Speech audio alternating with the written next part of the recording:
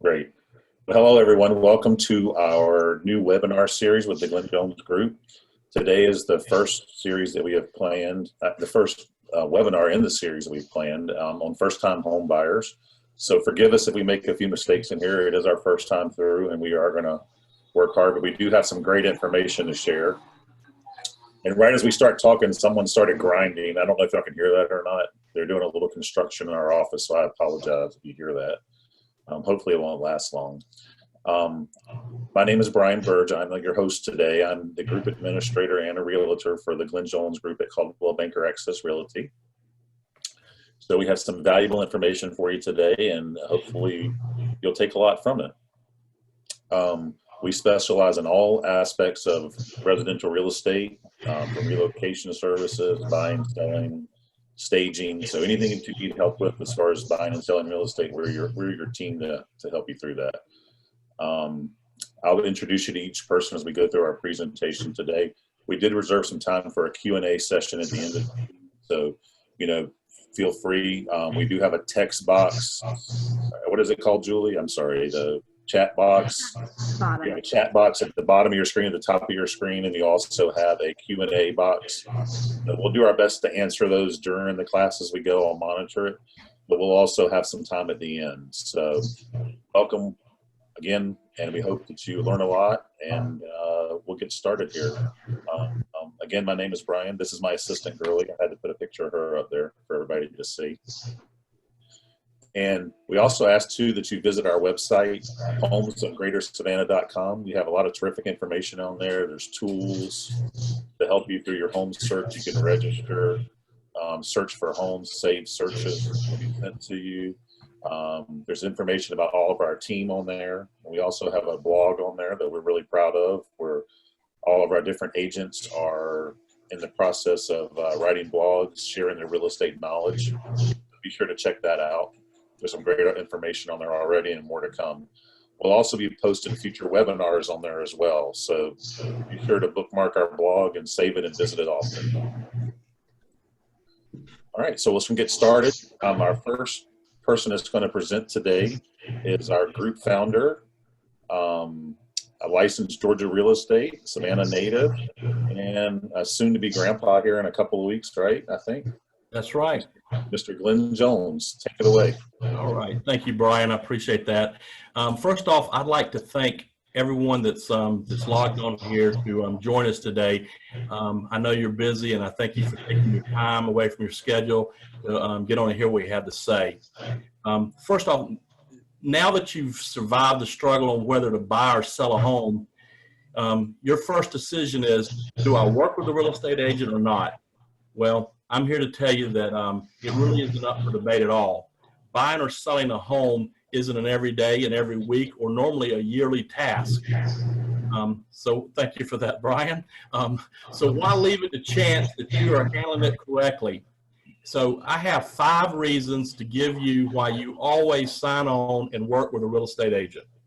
The first one is home buying and selling can be overwhelming and nerve-wracking. And an agent can ease that tension and help calm those nerves. And, you don't want to go through this process, nail biting and having to take antacids every night because of the tension that's on you. The second thing is having an agent gives you access into homes throughout the area. And that's all without having to call every agent that's on every sign that you see that interests you. You have one point of contact when you pick an agent. The third thing is legal contracts are intimidating, they're wordy, and they're hard enough for us to understand at times. But an agent knows what should be and shouldn't be included in the contract and in that pile of paper trail that follows all the legality of this stuff. So they can help you explain the ins and outs of the legal aspect and on the of the paper trail. Fourth, a real estate agent is trained to do a comparable market analysis. All right, and this compares prices in the vicinity and make sure that you're not overpaying or even underpaying for a home.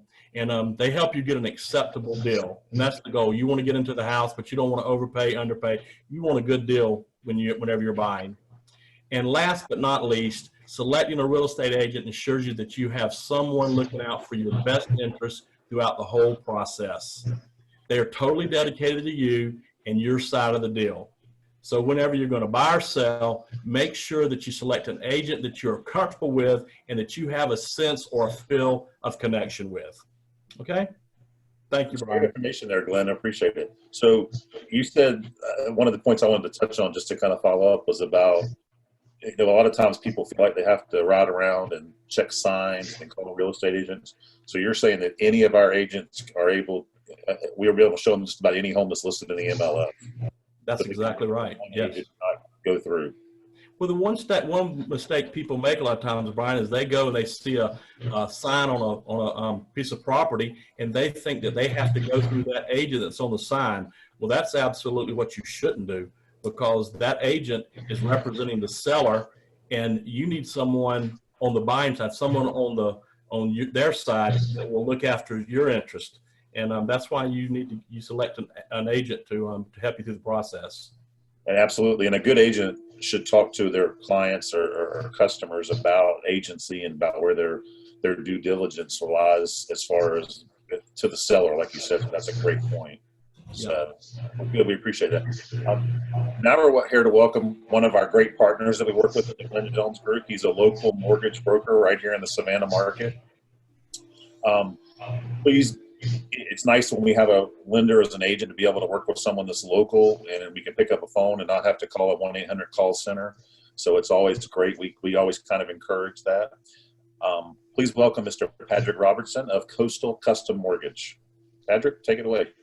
Thanks, Brian. So first, we're going to kind of hit on the pre-qualification process. And this is really the start of your financing journey.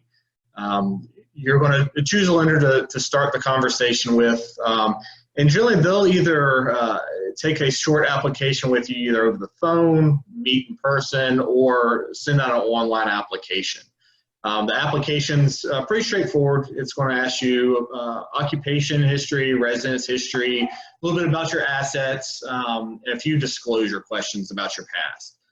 They'll take this basic information, pull in your credit, run some numbers for you, and really see what products they have available that you would qualify for. Sometimes there's multiple products, and they'll sit down with you and go over the pros and cons of each, and that's where you'll start talking about interest rates and down payment and that sort of thing. They'll generally ask you for some supporting documents to go along with those the application, the questions that you answered. We have on screen here sort of the basics. It's not a one-size-fits-all, but these are some of the things that you can expect to be asked for. Recent pay stubs, bank statements, W-2s, in some cases tax returns, and then also depending on how you've answered some of your disclosure questions, there might be a few other pieces of information that they need from you as well. This kind of brings me to our next point, and we hear the terms pre-qualification and pre-approved thrown around a lot in the industry. Really, those words seem to be used interchangeably. When a client comes in or a real estate agent asks, is this client been pre-qualified or pre-approved? A lot of times they think they mean the same thing, but they really don't. Pre-qualification, that really ends at the end of the initial application. So once they've got that initial information from you, they can run your credit. You've told them what you make for income. You've told them about your assets. So really at that point, it's all stated income, stated assets, and they can pre-qualify you based on information. What most people like and what most lenders would encourage you to do is go through the pre-approval process. That's where they actually get these documents that we're talking about, validate the information that you've given them, and most lenders use an automated underwriting system as well to kind of shore up these numbers and make sure that you really are good to go. When they issue a letter, there's generally a pre-qualification letter and a pre-approval letter. And most listing agents, when you go look at a house, they're going to want someone that has a pre-approval letter because it holds more water. Generally at this time, once we've finished the pre-qualification process, we've narrowed down a product that we think would be best suited for you, go over the down payment, the loan terms. Everyone wants to know about interest rate. Now, I'll tell you, this is the point where the lender is going to give you a rough estimate. because interest rates with mortgages change with the market. So as you start your house hunting journey, it might be, a 1 week, 2 weeks, 60 days, 90 days down the road before you find that house that you're ready to move forward on. And at that point, you can actually lock in an interest rate. And during that time frame, we generally see some rate movement up, down, and sideways. So just bear that in mind. They'll give you a good rough estimate, and at that point, you have a good feel of where your payment's going to be, and can start moving forward. That's great information, Patrick. I want to follow up on a question there, though. Something we deal with a lot, we hear a lot in the mortgage process is about lockdown and locking in your interest rate. You just spoke of it.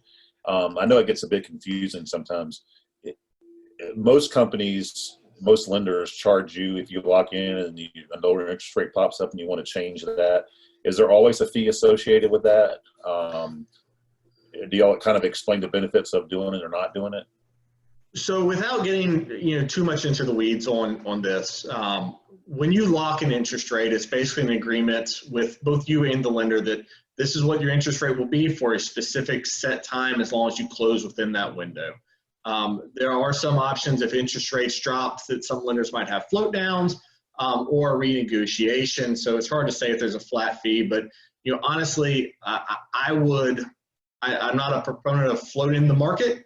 Once you go under contract, if the interest rate available makes your housing payment where you're comfortable, I always say go ahead, lock in your interest rate, sleep well at night. You don't want to have to worry about the market increasing and your interest rate increasing while you're trying to float it.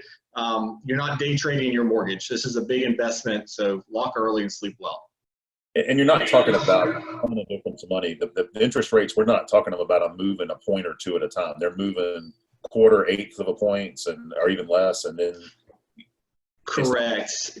And yeah, I mean, for us, a big movement, a quarter change in interest rate would be a huge movement. Right. And to put it in context, it's about, on a 30-year note, $7 a month for every 100,000. So on a $100,000 purchase or $100,000 loan amount, a movement of 0.125 in rate only equates to about $7. Okay, that's great information. Thank you so much, Patrick. So now that you've kind of moving through the process of purchasing a home, you've got your pre-approval, you've found your realtor that you're going to work with and trust. And as you can see, there's a lot of moving parts to this with money, and you have to feel comfortable. And that's why we think it's important to have a lender that you trust and a realtor that you trust, because they're going to be a great team for you to move forward. As we move on now, we're going to bring in our next panelist. She is the energetic member of our team, as we always like to say. She's a Savannah native, a licensed Georgia realtor, mother of 4, right? And so here, without further ado, here comes Miss Julie Horton to talk about finding the perfect home for you. Hey guys, so I'm really glad to have everybody on. Today my goal is to help you by giving you some keys to success. But really quickly, I want to go over a couple of myths in the home buying process. Oh, never mind. I'm going to go ahead and go over. There we go. Okay, so go ahead and go back down one really quickly, Brian. Can you go backwards? Yeah, sorry. That's okay. So sometimes whenever we get really excited about home buying, one of the things that we do is we get fixated on, that's okay, you can stop where you are. We get fixated on a kind of home. And so what I want to encourage you is just to have a nice big open mind whenever you're home searching. So 3 big keys to having a successful home buying purchase is number 1 is going to be communication. The first thing you want to communicate is where you want to live. What's important about the neighborhood that you live in? It's really important that if you don't know, that you start to think about those things and you let your realtor know. Another thing that's going to be really important is, what does your next home look like? Does it have 2 bedrooms? How many bathrooms does it have? Do you want a pool? Do you want a big backyard? For example, if you have children, you probably don't want to live near a busy road or a highway.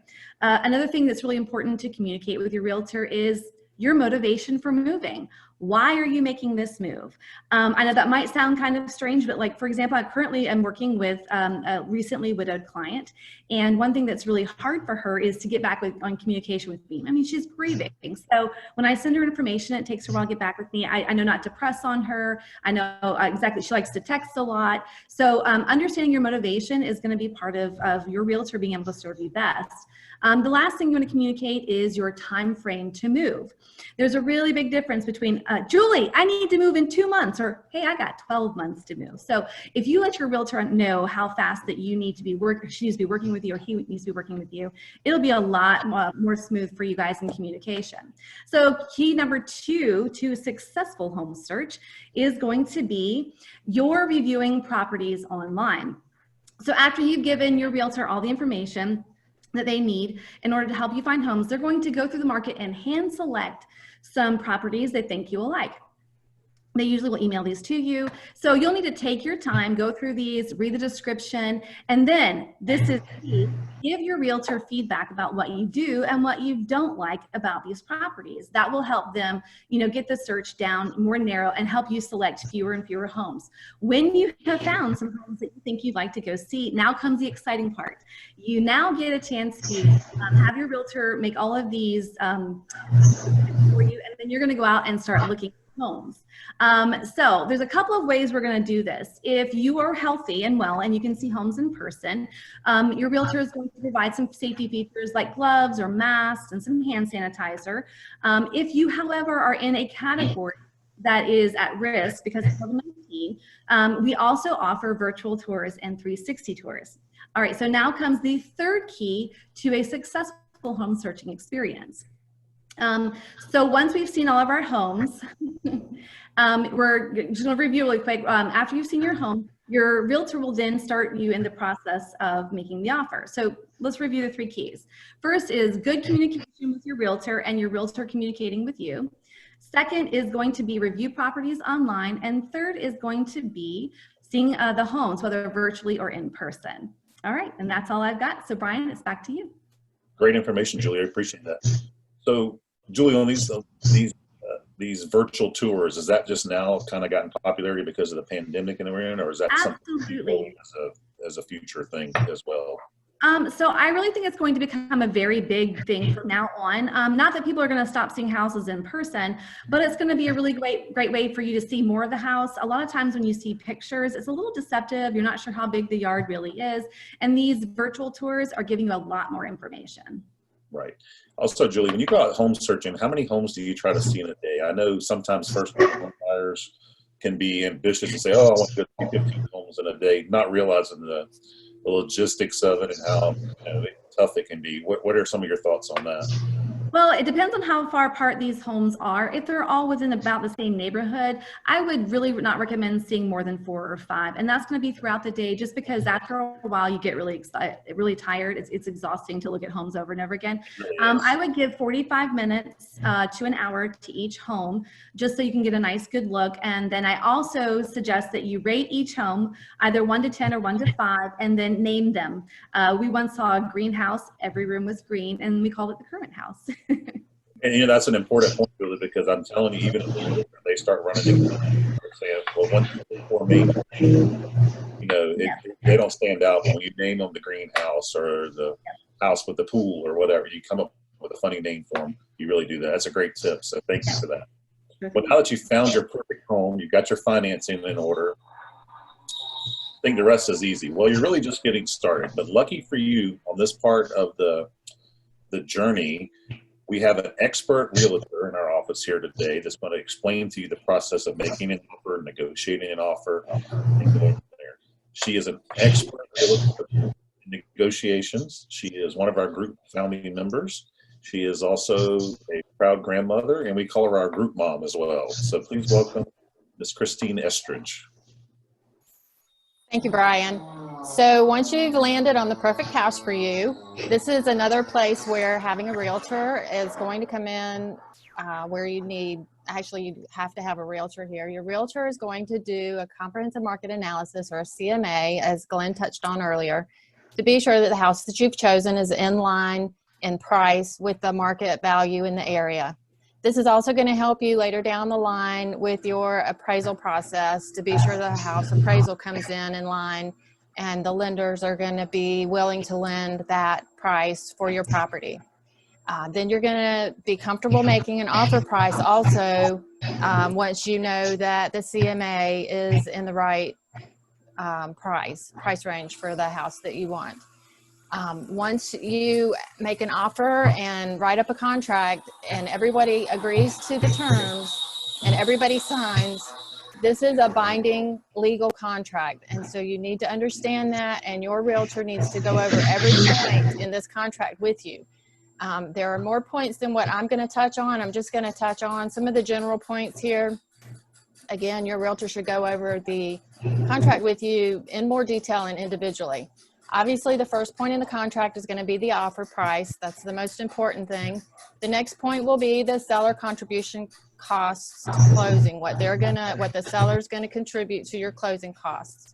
Then you have a closing date you need to choose. It's traditionally around 30 days. It may be running just a little longer now with more people working from home. It may take a little longer to get underwritten with your lender. May take a little longer for the sellers if they need to find a place to live and move. But traditionally, it's usually around 30 days. Then you're going to have to decide on earnest money. Your earnest money is the amount that you're going to write a check for and put down initially within 3 to 5 days of the binding date to show that your intent to buy this house is real. Again, it's about 1% of the purchase price of the home traditionally. You have to choose a due diligence time, which is normally around 10 to 14 days. This is a very important period of time where you have to decide if this is actually the house for you. This is like a free look at the house. You need to get an inspection done on the house by a qualified inspector. You can do your room measurements. You can cruise the neighborhood, ask whatever questions you need to ask to be sure that this house is right for you. Within this period of time, you can get out of this contract for any reason or no reason at all, and you can get your money back, your earnest money back, no questions asked. Once this period of time is over, you want out for any reason, you're going to have more of an issue to get your earnest money back, and you could run into some problems there. So the due diligence period is important, and it's an important timeline to watch. There's also a stipulation section in the contract. The stipulation section allows you to ask for some things you want. Now, this is not where you're going to ask for any repairs or anything like that. That comes along later in the process. The stipulation section is like if they have a chandelier you want to be sure they're going to leave, or the shed in the backyard that they haven't listed as staying, you want to ask for that. You can do that. I traditionally or normally will ask for a 1-year home warranty to be bought by the seller and a clear termite letter to be sure there's no termites before you buy the house. Then you have, there's other points in this contract that your realtor will need to go over with you individually. So then you make your offer. Everybody holds their breath and waits to see. Their seller will either accept the offer as is, or they can counter on any of the points we just discussed. All of these points are negotiable. They can ask for more money and less time of due diligence. They could ask for more earnest money. Any one of these points they could go back or forth on until you get a binding offer. Once everybody agrees on all the terms and you have a binding offer, then you need to get your earnest money in. You need to get your inspection ordered. The inspector will come and go through the house head to toe. They'll give you a report of everything that needs to be repaired, from the tiniest things to the largest things. You'll decide what you're going to ask the seller for. Now, the seller, again, can say, nope, I'm not fixing anything, or I'll fix number 2, 4, and 7 on your list. This, again, within your due diligence period, you'll have to decide if this is something you can live with or if you want out of the contract. They don't have to fix everything. They don't have to fix anything. This is, again, negotiation where you can get out or stay in and then move forward. It just all has to be done within this due diligence period. You also, during this period of time, you need to be sure you're staying in touch with your lender, getting the documents that they want to keep your loan on track. And at this point, turn it back over to Patrick to discuss more about what that's going to look like. Thanks. So yeah, so at this point you're under contract. It's time for your lender to get to work for you. What you can expect at this point is the lender will talk to you about the rate locks that we kind of discussed earlier, locking an interest rate for you. You'll get a large packet, usually emailed out for electronic signatures. It's going to contain all the legalese in it. So the lender's fair lending laws, the government mandated loan estimate, and probably 7 or 8 other pages of loan documentation. So I encourage you to go through it, jot down any questions that you have, and then before e-signing, give your lender a call, go through everything, make sure you're all on the same page, and then you'll e-sign. At that point, the lender can start ordering appraisals, title work, and homeowners insurance for you. You do need to budget for the appraisal cost up front. Appraisers are independent contractors. It's done like that on purpose to keep the lenders from having due influence on appraised value. So because they are independent contractors, they have to be paid when they go out there to do the work, just like a home inspector, so they will generally collect for that. Average appraisal cost, I would figure roughly $500. It really depends on loan type, because that's going to determine what type of appraisal has to be done. At this point, the processor will gather your documentation that you've sent in over the pre-approval process, and then ask you for anything that has stale dated. Some of our documents like pay stubs, bank statements, they're only good for a certain amount of time. So we'll refresh those documents, they'll organize it, and send it up for initial underwrite. The underwriter is going to go through everything, make sure that we did our job correctly on the front end. As long as everything was done correctly on the front end, hopefully there's no issues. Occasionally underwriters do uncover something that was buried deep down in there that wasn't seen on the initial review, but hopefully at this point they give us everything looks good, and we're just waiting for final documentations to come in for your clear to close. That clear to close is what everyone's waiting for. That means you have final approval, appraisals in, titles in, insurance is in, and any documentation that the underwriters requested from you is also made in.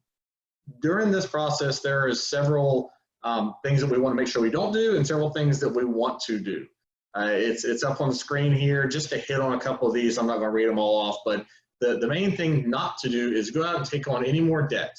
We don't want to do anything that's going to jeopardize what was an approvable loan now not being an approvable loan. Biggest case example that we can kind of show everyone is everyone wants new furniture for their house, so they go to Rooms to Go. Rooms to Go says same as cash, 12 months. They take out $5,000 worth of credit, and now we have to count that against them in their debt to income ratios, and they're no longer approvable for the loan. So we don't want to do that. No large deposits going into your checking accounts. Basically, everything just needs to stay as it was when you started the process. Things that you do definitely want to do, make sure you're communicating with your lender. Make sure that when they ask you for something, that you're getting it back to them quickly. These things take time. Once you get the document back to the lender, they normally have to send it to the underwriter. It goes in line because there are other loans that the underwriters are working on.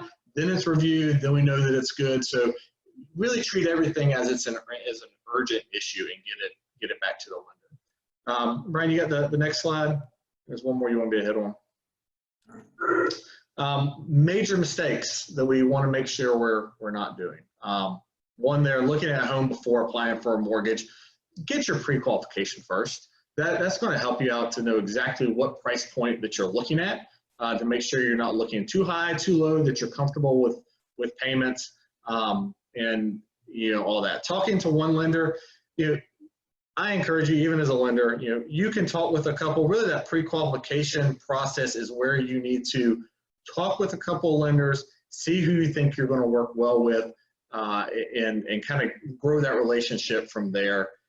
You're going to be talking and working with this lender for sometimes up to 6 months, depending on how long it takes you to find the house, right? So make sure it's a good working relationship between the two. Draining your savings, being careless with credit, assuming you need 20% down payments. Again, once you start talking with the lender, they'll go over a lot of this with you and kind of your options, but definitely don't need 20% down payment. And I would say the biggest thing that I can recommend for a first-time home buyer is actually number 3 on this list. Buy more house than you can afford. When you talk with a lender the first time, before you start talking about what purchase price you want, or I like this house, a good lender should ask you where you want to keep your monthly payment, especially for a first-time home buyer, because that's going to drive everything else. A lot of times as lenders, we can qualify you for much more than what you're comfortable for. And I promise you, it is better to know, where your payment is, get you qualified for that payment, and then work backwards and tell you what a purchase price is that you should probably be looking at. So that's my 2 cents on that. And it's funny because you say that, Patrick. You always get the couples that'll tell you the first time home buyer, well, they qualified us for $400,000, but we only want to spend $250,000, and then there's always that debate in the process. Especially if we're a married couple, they're always going. The husband usually wants to spend less. The wife says, "Well, if I can find the perfect house, I'll be willing to spend that much." So that's a great point about that. Yeah, know your budget. If I can follow up with a couple questions there, Patrick, for you. Sure. I'm going back to the previous slide. This bullet point here says, do not omit, exaggerate information on your application seriously. Can you talk about mortgage fraud a little bit? I know that's what that's referring to. Yeah. So the things that they're talking about there. Yeah. I mean, honestly, you want to be honest with your lender from the get-go. Not only answer questions that they ask you, but if you think there's something that they should know about, you should probably tell them, because they probably do need to know about it, and it will come up sometime during the process. You do want to be honest. Mortgage fraud is a real thing. There's a document that you will sign when you get your initial disclosures that says mortgage fraud is investigated by the FBI. They're serious about it. After the implosion of 2008, there's even more scrutiny on it. When we underwrite files, one of the things that the underwriters are looking for specifically would be mortgage fraud. One of the biggest things in our industry now is occupancy fraud. So if you say you're going to live in a home, it needs to be a home that you're going to live in. If they ask you about deposits in your account, and you say they're from something, and then they ask for documentation and you can't prove that they're from where you said they came from, that's an issue. Yeah, great. The other thing I wanted to bring up, Patrick, is, like realtors and lenders, we do this all the time, and you guys certainly work with numerous clients at a time. And I know the last few days before closing for a new buyer is an exciting time, and they're getting going. In this process, we talk about it all the time. It always goes really smooth. There's never any hiccups. The stuff gets to the lender, the lawyer's office is ready to go, and there's no last minute confusion. Or am I confused on that? No.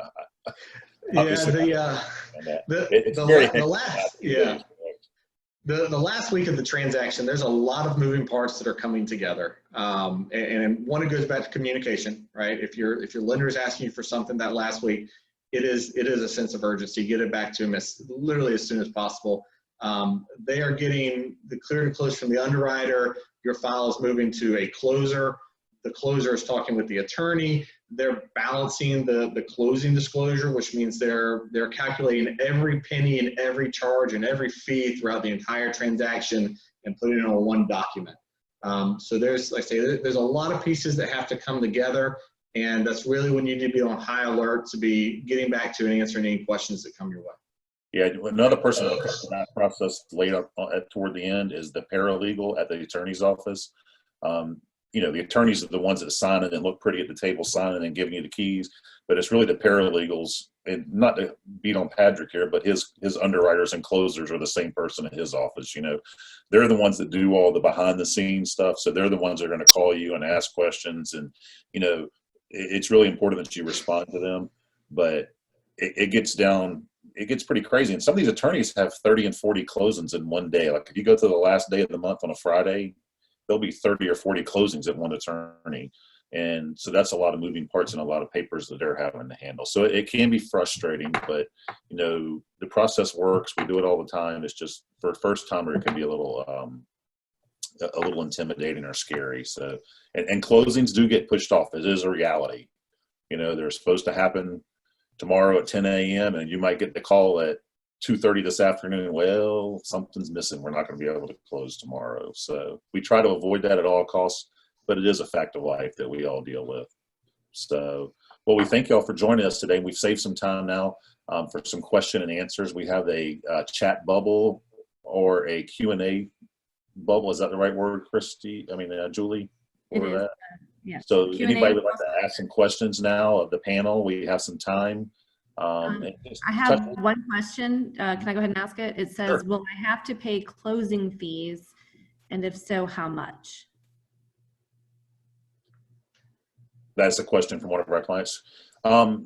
Typically, I'll take part of that, and then we'll ask Patrick to take part of that too.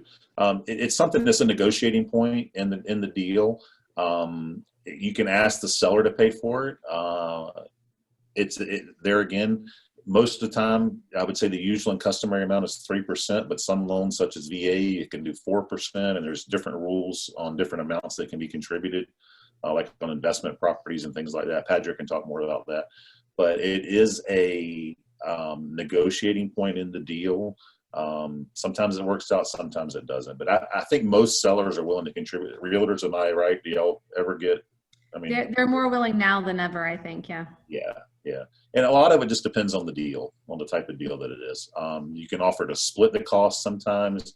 And again, your lender, if you have a good working relationship with your lender, they can always, there's things they can do to offset some of that, correct? With some point, or not with some rate increases, right, Patrick? Am I saying the right thing here? And Yeah, we can kind of do the opposite of buying down the rate. You can buy up the rate and get help if cash to close is an issue. What we try to do when we're working with clients, before you go under contract, we'll run an illustration for you on our side. Everything is all the closing costs are responsibility of the buyer, right? But it can be negotiated from 0 to 100% of it. Right? It's on our side, what we try to do is give you a realistic estimate of what those total closing costs are going to be. And it's really going to be based on purchase price and loan amount. There's several closing costs that are percentage based on those two numbers, as well as your state and tangible taxes. Within that estimate, it is truly an estimate. We're estimating the attorney's cost. We're estimating your insurance. Your lender is not an insurance agent, but we're going to tell you what we see as normal and customary for that purchase price, so that you have a good idea of what to expect. We'll give you that illustration. We'll give it to your real estate agent. That way, y'all can formulate a plan when you're making your offer to know how much closing costs, if any, you're going to ask from the seller. okay, we have another question here from Francis that says, "What is the right percent to put down?" Patrick, you want to help with that one too? I know there's not a great answer to that, but yeah, I mean it's situational. It's not a one size fits all. If a lot of people like to get to the 20% mark to avoid mortgage insurance. I have some people that if you only have 20% to work with, maybe they'll they want to do some renovations when they move in, so they'll put down 10% now and then use their other cash to do renovations. We have some clients that are selling a house currently and buying one, and if they're going to buy before they sell, they'll do a low down payment, and then once they sell, they'll do a recast with the extra cash that they now have. So I don't think there's a right or wrong answer there. I think, again, it kind of goes back to what are you comfortable with, and then letting a lender work those numbers for you and show you what it looks like. and another reason to have a good lender, and I know he's giving me the wrap up sign here, is there's a lot of good programs out there for like first time buyers. I know there's some program assistance to pay a little bit less down, and there's USDA loans, FHA loans, VA loans, all these different kinds of things that affect that down payment amount. So any other questions? I have one more, and the question is probably for Patrick as well, is should I get a fixed rate or adjustable mortgage? That's a good question. Who asked that? It doesn't have a name. It has a bunch of letters, so I don't know their name. I apologize. I would say right now, I'm not advising anyone to get an adjustable rate mortgage. The reason being is that currently the way the yield is, which is what sets these mortgage rates, you can probably actually get a fixed rate cheaper than you can get an adjustable rate, which completely defeats the purpose. So at this point, I would say that ARM's adjustable rate mortgages are kind of not, I mean, they're just not happening right now. Yeah. A lot of it's timing in the market, like, correct? Like, you know, I know 15-year mortgages were pretty big a few years ago. Now they're saying 30 is the new 15, you know, so it's timing in the market, correct? Yeah, it is time in the market. It's where rates are. You know, if rates were 10%, but you could get an adjustable rate for 6%, we're having a totally different conversation. Right, exactly. Okay, well, great questions. Any more questions before we wrap up here? Julie, is that all of them? We good? Okay, so what we're going to do is we have a home buyers toolkit that we're going to be emailing out to y'all in the next few days that'll have some of the forms you saw today in here and some other things. And we'll also include this presentation in there, well as a PDF form in case you want to refer back to it. You know, you can more than welcome to call any of our agents. You know, you check our website, homesofgreatersavannah.com, homesofgreatersavannah.com. It's a great website. Check out our blog. And we really appreciate everybody stopping in today and look for more webinars in the future. Thanks. Thank you. Thank you. Bye, everybody. Bye. You're welcome, Francis. I'll call you. Bye, guys. Bye. Thank you. I get out of this thing.